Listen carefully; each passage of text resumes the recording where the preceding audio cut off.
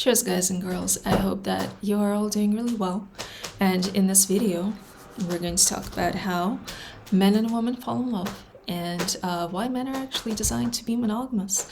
Now, a lot of this information I have heard before. I have read it mentioned in books, heard it on TED Talks, but it's not just randomly on the forefront of my mind now. I have been recommended a couple of videos, and this girl summed it up pretty eloquently. She has a really great channel, so check it out if you get a chance. Just called She Your Love Diva. Excellent. So right now I want us to go and to explore this a little bit. Now, before anything, I want you guys to understand that while most people are perfectly capable of bonding and of falling in love, there's a smaller category of people who are not. For example, these are men who have unhealed mother wounds. These are men who hate their mothers and who didn't have alternative mother figures. So basically, this man will never be able to love you more than he loves his mom, with his unhealed mother wound and no alternative mother figure. And so if he really hates his mom, at the most what you're going to get out of him is some kind of lust and friendship combination. So until he addresses that, I would not get involved with this person. And in terms of women, I would say watch out for the dad. Watch out how much she respects her father or her dominant father figure, because generally speaking, she is highly unlikely to be able to respect you more than she respects her dominant father figure in the longer run. Because girls, they inherit traits from their mom. They copy behaviors from their mom, but they polarize themselves against their dad. So the extent to which she is in her healthy feminine energy will largely be determined by the dad.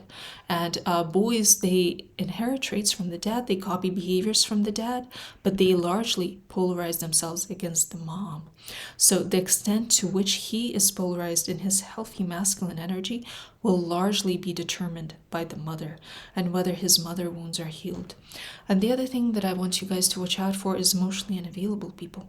Emotionally unavailable people because they're not telling you this, but they're already in love with somebody else because they've just experienced trauma, or even not big trauma like, well, a divorce, separations, things like that, and they basically need time to recover, to get back on their feet in order to.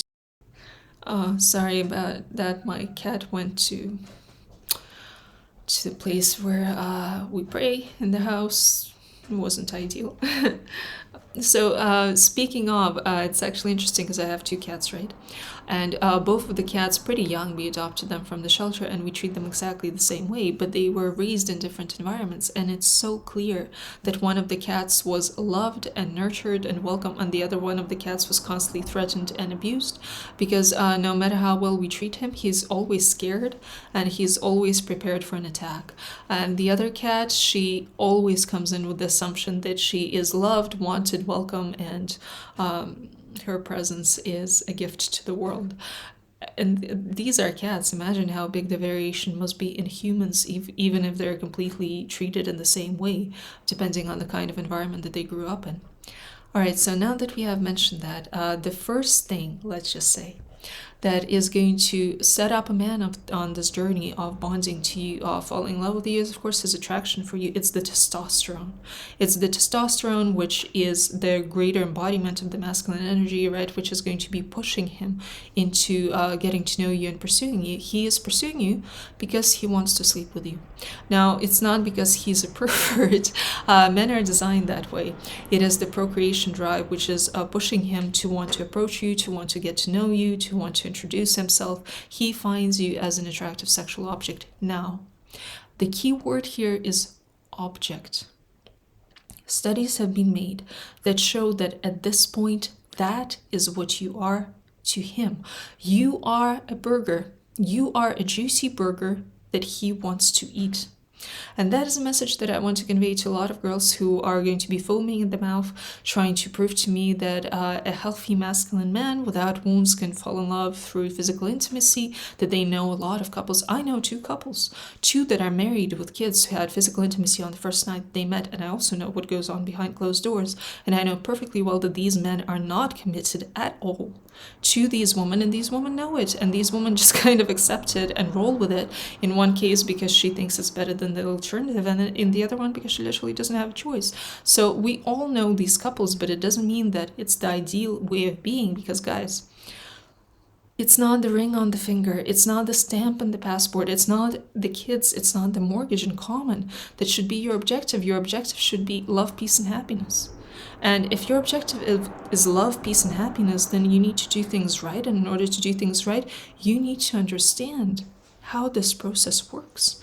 And literally, it works in such a way that if you sleep with him almost right away or right away after you get to know him, you will never be more than an object to him. You are a thing. It doesn't matter. He sees you like a burger. It doesn't matter how juicy that burger is. It doesn't matter how delicious that burger is. It doesn't matter how amazing the flavor. There's literally zero guarantee that he is going to only be eating that burger for the rest of his life. That tomorrow he's not going to go for pizza. That another day he's not going to decide that he wants to try vegetarian. You will not be able to get a commitment, an emotional commitment from him that way, and he will not bond with you. And a lot of girls mistake this. They see this desire, they see this appreciation, and they see this lusting, and they think that the man loves them. That's not what love is. He doesn't love you any more than he loves good food, or he loves a good movie, or he loves a car, and that's not the kind of love that you should be aiming for. So in this initial phase, you want to take things really slowly. And a healthy woman, a woman who is polarized in her healthy feminine energy, naturally will. She will not allow things to progress fast because she is naturally not attracted enough to this man, no matter how good looking he is, that early on, in order to be able to see him in that light. She isn't. Because she has that instinct, that mother's instinct that says, I haven't evaluated him. I don't know if he will end up being too weak to protect me and our potential offspring. I don't know if he's maybe abusive. I don't know if he's maybe mentally unstable. I don't know if he's capable of this or capable of that. And until she knows, she will not be able to see him in that light, naturally, without any games, without any strategies, without any manipulations. And also a woman who is polarized in her healthy feminine energy, who's not buying a lot of the political propaganda that we're currently being bombarded by, Sex and the City shows, things like that, including in Hollywood. She understands that the woman is the sexual prize.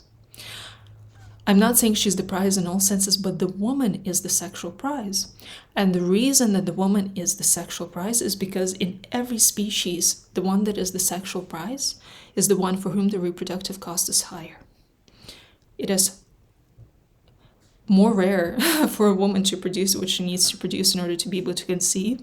A woman has a large gestational period, which takes a toll on her. Childbirth is literally a danger to a woman and potentially a danger to her life, and then she has to nurture that child. She is the sexual prize, not the man.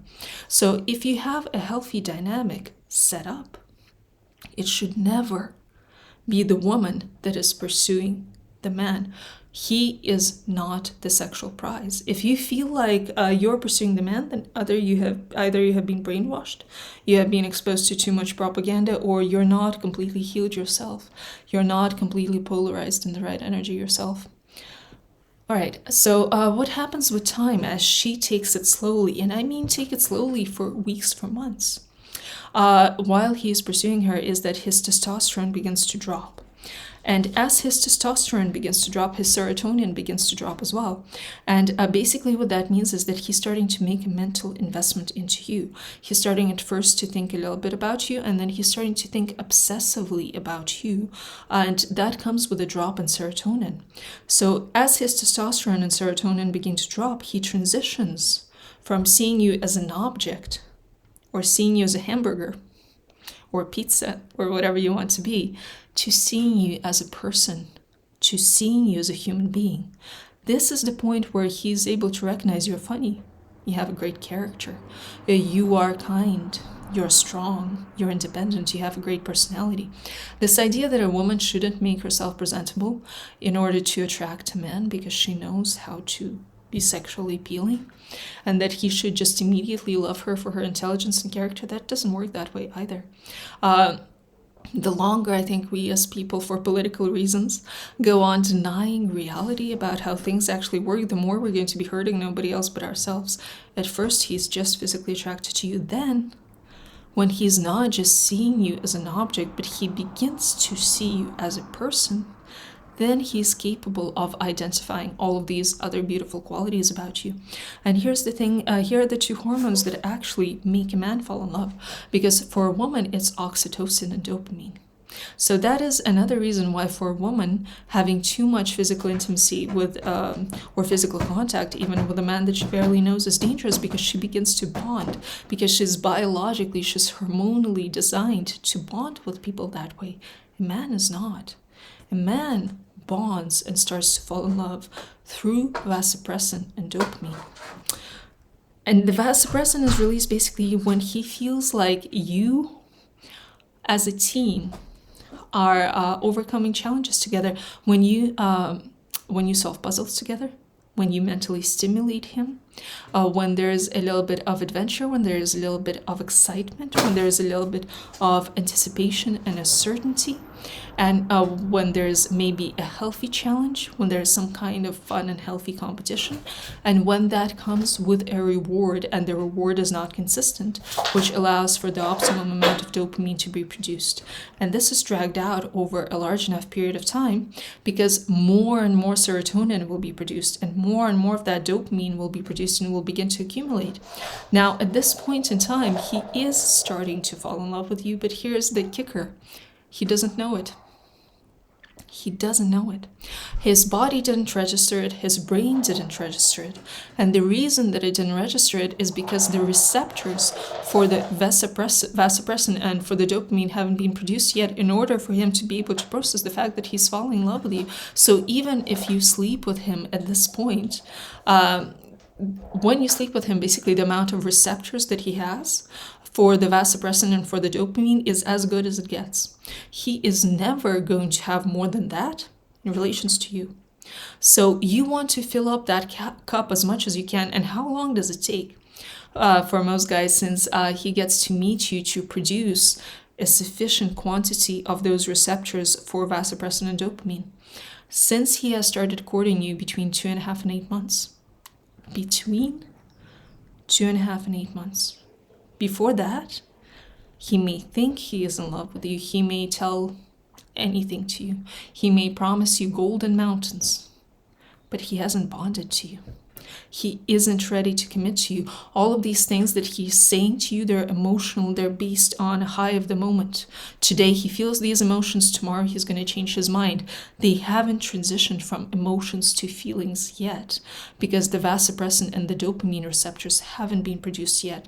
So you want to hold off the physical intimacy for at least 2.5 months, for potentially 8 months. How do you know for how long within that period of time?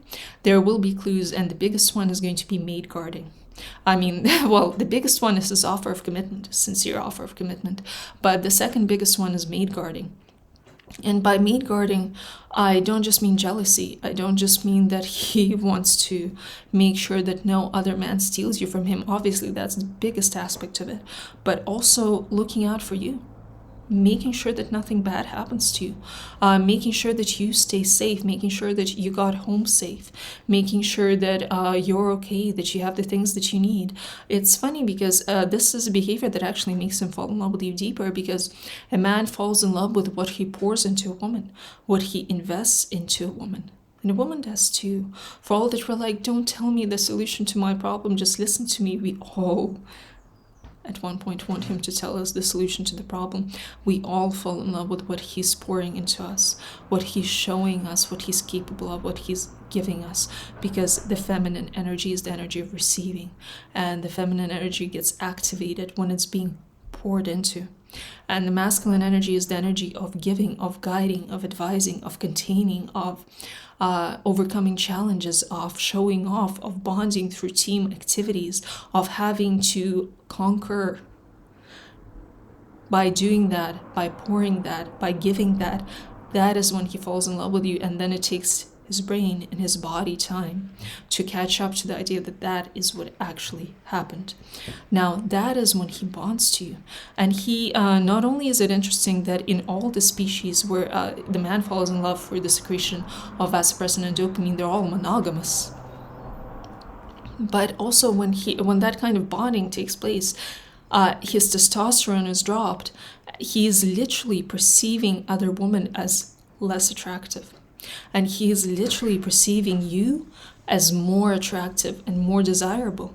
He is not going to want to chase after them because of the maid guarding as well. So it's this combination of not seeing them remotely as attractive, seeing you more attractive, and the maid guarding, which makes him want to focus his efforts on keeping you safe and on making sure that another man doesn't steal you, instead of trying to go off and conquer somebody additionally, being fully secure that you're going to be there. So until that process has taken place, you haven't bonded him to you. He is monogamous, but you haven't activated that in him.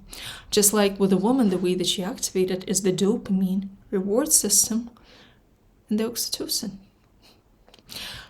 All right, guys. So sharing a few thoughts.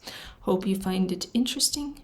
There's more phases to this. Obviously, after that, you have like the pull away phase where he has to contemplate whether he's capable of giving you what you're expecting from him and things like that. But this is the general summary. Cheers, and I will be talking to you soon.